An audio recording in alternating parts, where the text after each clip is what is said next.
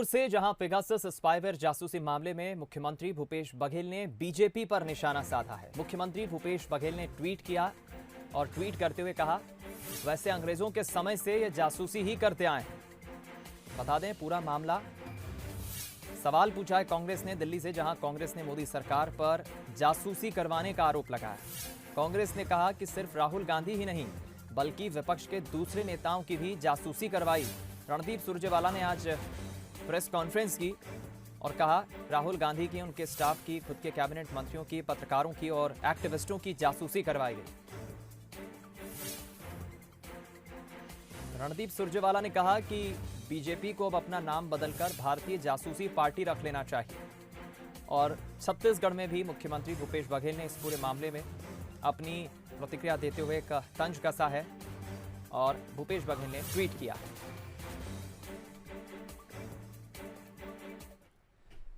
रायपुर से खबर, भूपेश कैबिनेट की बैठक कल होगी। सत्र के पहले पेश होने वाले विधेयक पर चर्चा होगी। कैबिनेट में लेम्बरू प्रोजेक्ट पर फैसला हो सकता है।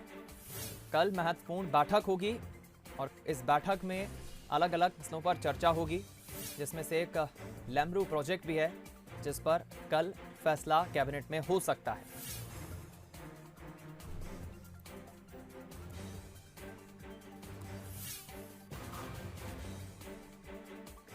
बता दें, हर मंगलवार को कैबिनेट बैठक होती है।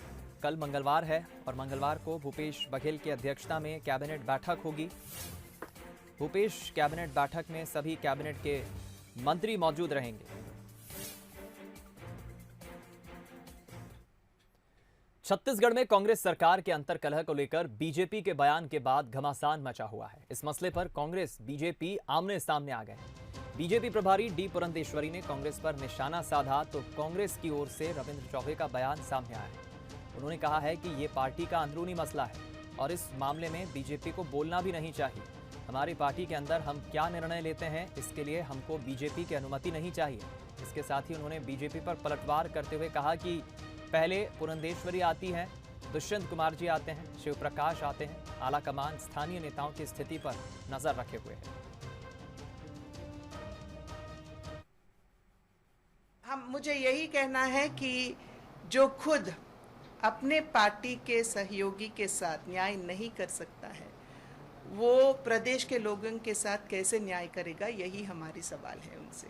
प्रदेश प्रभारी है पुनिया जी, उन्होंने खुद कहा कि जो वादा किया गया था इससे पहले कि 2.5 इयर्स बघेल जी रहेंगे और उसके बाद टीएस सिंहदेव जी मुख्यमंत्री बनेंगे, उस वादे से पीछे हट गया है कांग्रेस की पार्टी।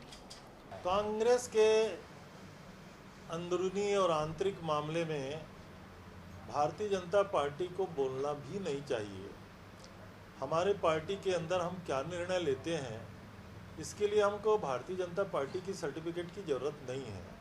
और जहाँ तक भाजपा का सवाल है, पिछले 2-3 महीनों से तो दिखाई दे रहा है, पहले पुरंदेश्वरी जी आती हैं, फिर दुष्यंत कुमार जी आते हैं, फिर नीतीश जी आते हैं, फिर शिव प्रसाद जी आते हैं।